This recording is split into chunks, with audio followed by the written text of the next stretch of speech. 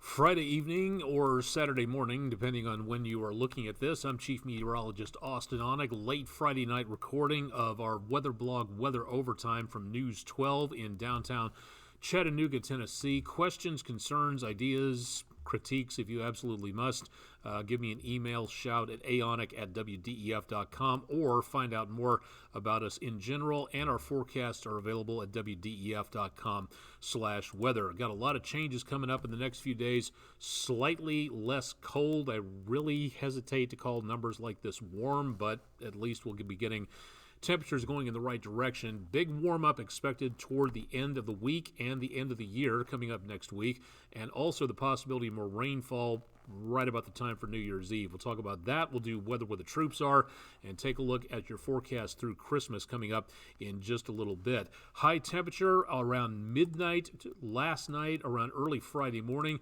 was 48 degrees, and we managed to bottom out a low temperature of 7 about maybe 5-6 hours later, and that was very close, within 2 degrees of a record low temperature that has not been broken since 1989. So a powerful punch of that cold air coming on through. Officially, we did not get anything else in the rain gauge for today, so we are now well ahead for the month and for the year. So looking very quiet out there for now, and nothing even coming close to us for another couple of days or so. Matter of fact, pretty dry through Christmas Eve, Christmas Day. My top freezing for a first time. What a concept. And then more clouds mixed in with the sunshine on Monday, and temperatures just above freezing, so expecting a chilly holiday and a cold start next week. I had a friend of mine back at KU named Jim Young. He was from Edmond, Oklahoma, and he's a golf instructor, golf pro right now. He could quote you chapter and verse the entire movie of Caddyshack. I'm relatively sure even he would not go out in weather like this for a round of 18, but I stand corrected. But I've been wrong before. But again, heading out on the course on Saturday, bundle up. It is going to be brutal out there. High temperature of 26, westerly winds about 15 miles per hour, and that's about as good as it gets. The only good thing to say tomorrow is that there's going to be sunshine. That colder air is still making its way down to the south, and it's already down to the Gulf of Mexico, but it's going to be heading all the way over Florida, and temperatures are not going to be this warm down that direction. Matter of fact, there's a possibility of being so cold that iguanas are going to be dropping off the trees out there. I've never heard of that before in my entire life, but I have to talk to my wife's aunt and uncle who live in Sarasota, and maybe they can give us a falling iguana update out there. Radar for Friday night into Saturday morning, nothing going on here. Very dry air taking place. The wind advisories that were in effect for the News 12 viewing area have been discontinued, as well as the high wind warnings. Now just some very breezy conditions up around Johnson City down to about Asheville, and that's about it. The wind chill warning does still remain in effect. It has been downgraded to a wind chill advisory back to our west, including portions of the News 12 viewing area, but it's still going to be doggone cold overnight. And if you are traveling, keep in mind there's still plenty of winter weather out there, especially close to the Great Lakes, where winter storm warnings are in effect, and way back up toward the Great Lakes, there are still blizzard warnings taking place. So please use caution if you are going to be traveling anywhere between, say, Buffalo, New York, and around Des Moines, back up toward the Twin Cities. There could be a lot of winter weather causing problems out there on the roadways, to say nothing about what's going on with the airplane situation out there, so please keep that in mind. We'll continue to see through Saturday morning into Saturday afternoon winds occasionally gusting over 20 miles per hour. They'll start to relent a little bit as we go into Saturday afternoon and evening for Christmas Eve, but it is still going to be breezy out there, especially in the valleys and over the peaks of the mountains. So please remember, there's still the chance of seeing some very low wind chills out there. Through tomorrow morning, again, temperatures through Saturday morning, sub-zero on the wind chill scale. Not much better by the afternoon and evening, and there still will be some very low wind chills if you're heading out to those late Christmas Eve church services on Saturday evening.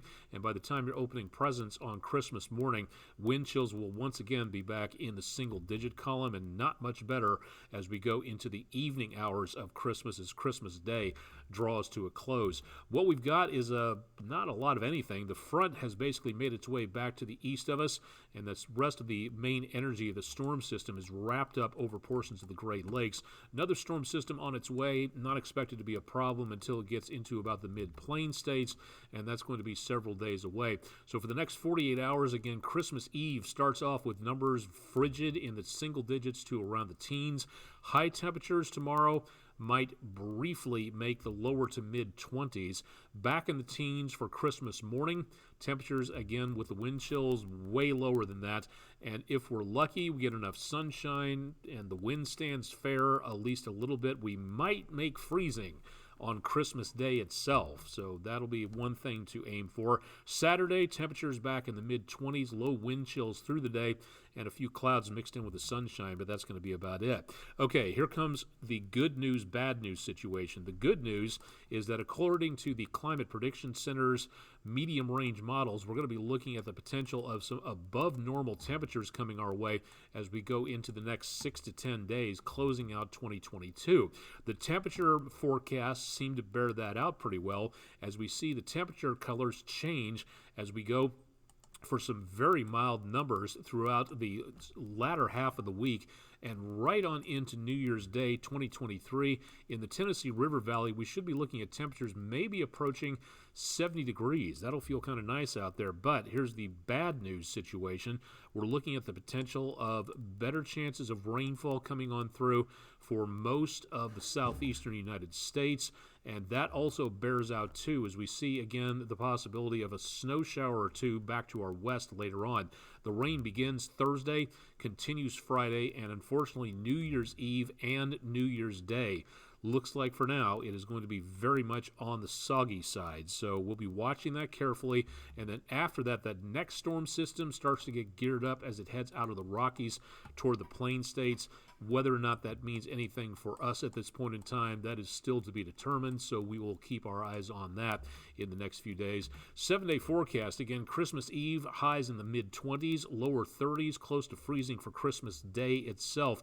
Temperatures will be on the way back upwards again as we go throughout the next few days toward the end of the year, and right about the time we start to move into New Year's Eve territory, that's where we see temperatures quite mild, no question about that.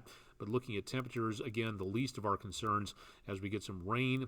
Doesn't look like thunderstorms. No sign of severe weather at this time. I'd be worried if there was, but that's still way ahead of schedule. So again, for the next several days, we got a lot of time to wait while this forecast simmers. So as we approach the closing of the year, keep it tuned to News 12, and we'll keep you updated as to what we're looking for as we get into the next several days, early portion of 2023.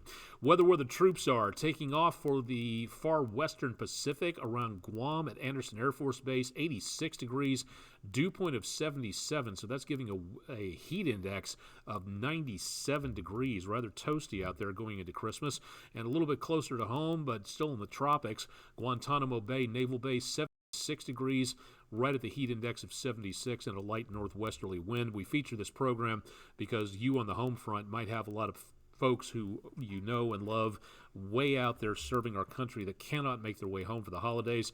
You can find out more about it by going to my social media pages, and of course we'll feature more of those throughout the course of the rest of what's left of the year and into early 2023. It's a long ways from home, again, out there for wearing the uniform of our country. If you are one of those out there who are serving well away from the United States at this time of the year, thank you very much for wearing the uniform of our country and doing your duty for there. But it can be hard both there and here on the home front for a lot of people who will not be able to see their friends and loved ones and family members for quite some time. We'll be featuring more of those locations in the next few days, so stay tuned for more on that from News 12. Again, questions, concerns, please keep our website handy, wdef.com/weather. Treat these wind chills very seriously. Nothing to panic over, but just be prepared for it. And when you're walking outdoors, again, bundle up because it's only going to take a few minutes to get very uncomfortable out there with all that cold air in place. We'll keep you updated on the forecast through the weekend, so stay tuned for more there. I'm Chief Meteorologist Austen Onek from WDEF News 12, Chattanooga, Tennessee. Thanks for joining us for our Friday edition of our Weatherblog Weather Overtime.